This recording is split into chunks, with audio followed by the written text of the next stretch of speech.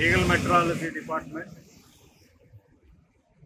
ఉనికిలు కొలతల శాఖ ఇన్స్పెక్టర్ గారు అయినటువంటి శ్రీధర్ పలాసలో పనిచేస్తున్నారు, శ్రీకాకుళం జిల్లా. ఇతను ఏంటంటే ఇతని మీద చాలా అవినీతి ఆరోపణలు వచ్చాయి.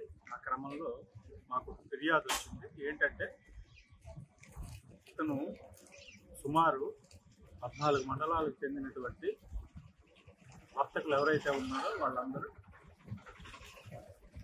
ఎలక్ట్రానిక్ కాటాల ఎలక్ట్రానిక్ వెయింగ్ మిషన్స్ అన్నీ కూడా చెక్ చేసి సర్టిఫై చేస్తారు. ఆ సర్టిఫై చేసిన దానికి అన్నీ తిరగలేదు. సుమారు 1000 కొలది ఉంటాయి. 14 మండలాల్లో 1000 ఉంటాయి. So government authorized license repairers అని కొంతమందిని నియమిస్తారు. ఆ క్రమంలో ఒక ఇద్దరు రిపేరర్స్, వాళ్ళిద్దరు ఏంటంటే వాళ్ళకి సంబంధించినటువంటి మండలాల్లో ప్రతి ఎలక్ట్రానిక్ కాటా చెక్ చేసి దాని మీద ఏమైనా రిపేర్ ఉంటే రిపేర్ రాసి ఆ రిపేర్కి ఛార్జెస్ తీసుకుని, అలాగే ఆ లైసెన్స్ ఏమైనా ఎక్స్పైర్ అయిపోతే వెరిఫికేషన్ సర్టిఫికేట్ తెచ్చడానికి సుమారు 300 రూపాయలు చలానా కట్టాలి. గవర్నమెంట్ 300 రూపాయలు చలానా కట్టాలి. కట్టకుండా 300 రూపాయలు కట్టిన తర్వాత కట్టడమే కాకుండా మరొక 400 రూపాయలు ప్రతి కాటాకి కలెక్ట్ చేసి లంచంగా ఇవ్వాలని చెప్పడం జరిగింది.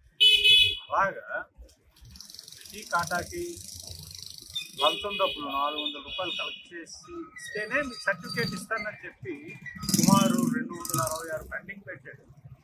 అలాగే 179 అయిపోయిన వాటికి వెరిఫికేషన్ సర్టిఫికేట్ ఇవ్వకుండా పెండింగ్ పెట్టాడు. సో ఈ క్రమంలో టోటల్ 445, అతను లెక్క కూడా చెప్పాడు. 445 × 400 రూపాయలు 1,78,000 అయింది. సో 1,78,000 ఇస్తేనే మీకు సర్టిఫికేట్లు ఇస్తానని చెప్పి అతను చెప్తున్నాడు.